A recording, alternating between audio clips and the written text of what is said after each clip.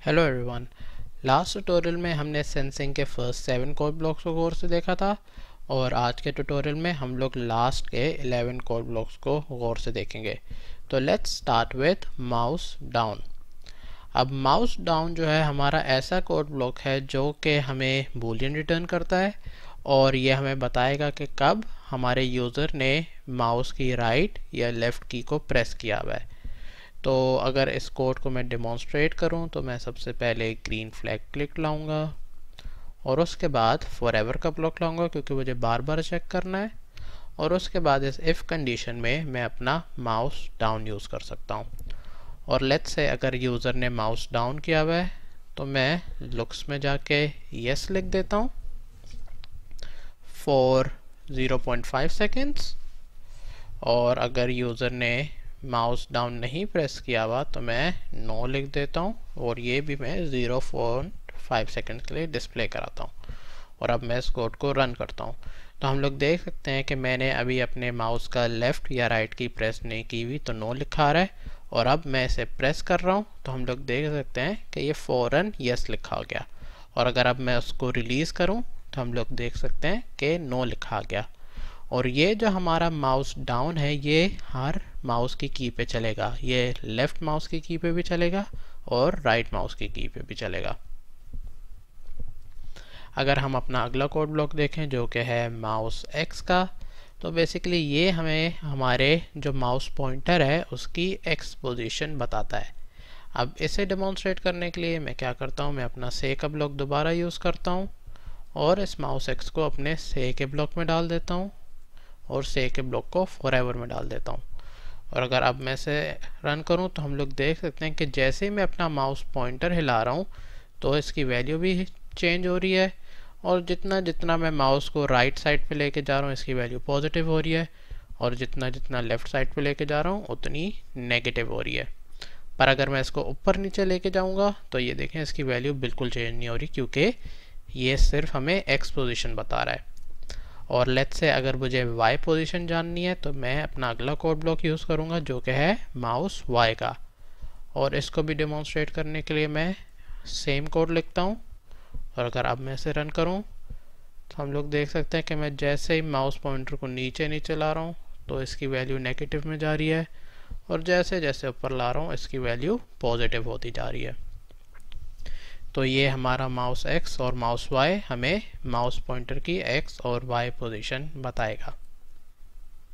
अब हम लोग अपना अगला कोड ब्लॉक देखते हैं जो कि है सेट ड्रैग मोड का। अब ये हमारा ऐसा कोड ब्लॉक है जो कि हमें अलाउ करता है कि हम लोग अपनी स्प्राइट को ड्रैग कर सकते हैं या नहीं कर सकते। और इस सेट ड्रैग मोड में हमारे पास दो ऑप्शन है, ड्रैगेबल और नॉट ड्रैगेबल। अगर अब हम लोग इसे ड्रैगेबल सेट करेंगे तो उसकी मदद से हम लोग स्क्रैच को ड्रैग कर सकेंगे और अगर मैंने नॉट ड्रैगेबल सेलेक्ट किया तो मैं अपने स्क्रैच को ड्रैग नहीं कर सकूँगा। बट इस कोड ब्लॉक को सही से रन करने के लिए हमें एक चीज़ समझने की ज़रूरत है कि ये जो सेट ड्रैग मोड है ये सिर्फ हमारा गेम मोड में चलेगा। अब स्क्रैच में हमारे पास बेसिकली दो मोड्स हैं, एक मोड को कहते हैं एडिटर और दूसरे मोड को कहते हैं गेम मोड। इस टाइम क्योंकि हम लोग अपना कोड लिख रहे हैं, हम लोग देख सकते हैं कि इस टाइम हमारा कोड हमारे सामने है, तो इस मोड को हम लोग एडिटर मोड भी कहते हैं। और अगर मुझे इसको गेम मोड पे स्विच करना होगा तो मैं फुल स्क्रीन का बटन दबाऊंगा और ये जो हमारा मोड है ये गेम मोड है और जो हमारा सेट ड्रैग है वो सिर्फ और सिर्फ गेम मोड पे चलेगा। तो लेट्स से अभी मेरा set drag mode not draggable पे है और अगर मैं इसे गेम मोड पे करूं और अब अगर मैं इसे रन करूं तो हम लोग देख सकते हैं कि मैं अपने स्प्राइट को ड्रैग नहीं कर सकता क्लिक करके। पर अगर मैं अपने सेट ड्रैग मोड को ड्रैगेबल करूं और अगर अब इसको फुल स्क्रीन करूं या फिर गेम मोड पे लेके जाऊं और अगर अब मैं ग्रीन पे क्लिक करूं तो हम लोग देख सकते हैं कि अब मैं इसे ड्रैग कर सकता हूं। और इसी तरह अगर मैं एडिटर पे जाऊंगा तो इवन दो मैंने नॉट ड्रैगेबल सेलेक्ट किया हुआ है और अगर मैं इसे रन करूं तो अब भी आप देख सकते हैं कि मैं इसे ड्रैग कर सकता हूं। तो ये जो हमारा सेट ड्रैग मोड है ये सिर्फ और सिर्फ गेम मोड पे चलेगा, ये एडिटर मोड पे नहीं चलेगा। अगर हम लोग अपना अगला कोड ब्लॉक देखें जो कि है लाउडनेस का, तो ये बेसिकली हमारे जो वॉइस है उसकी लाउडनेस बताता है और करंट लाउडनेस को शो करने के लिए मैं टिक कर सकता हूँ। अब इस टाइम हम लोग देख सकते हैं कि ये जो हमारा लाउडनेस है ये -1 है और उसकी रीज़न ये है कि अगर हम लोग ये आइकन देखें तो इस टाइम लिखा हुआ है कि this page has been blocked from accessing my microphone.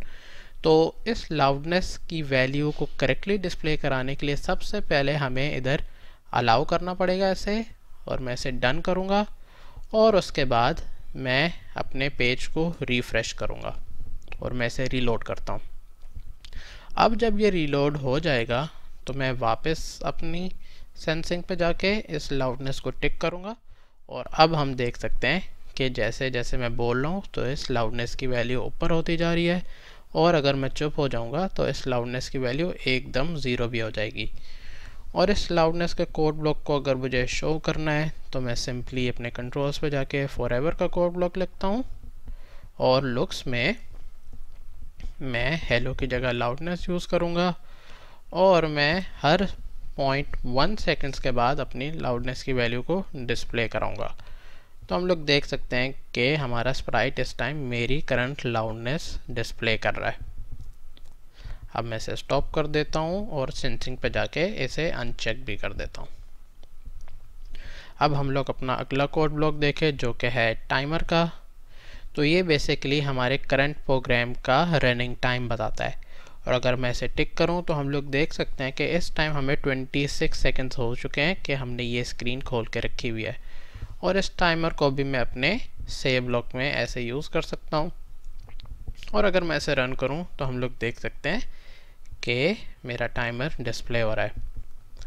और अगर मैं अपने नेक्स्ट कोड ब्लॉक को देखूं जो कि है रीसेट टाइमर का, तो ये बेसिकली क्या करेगा, ये हमारे टाइमर को रीसेट कर देगा।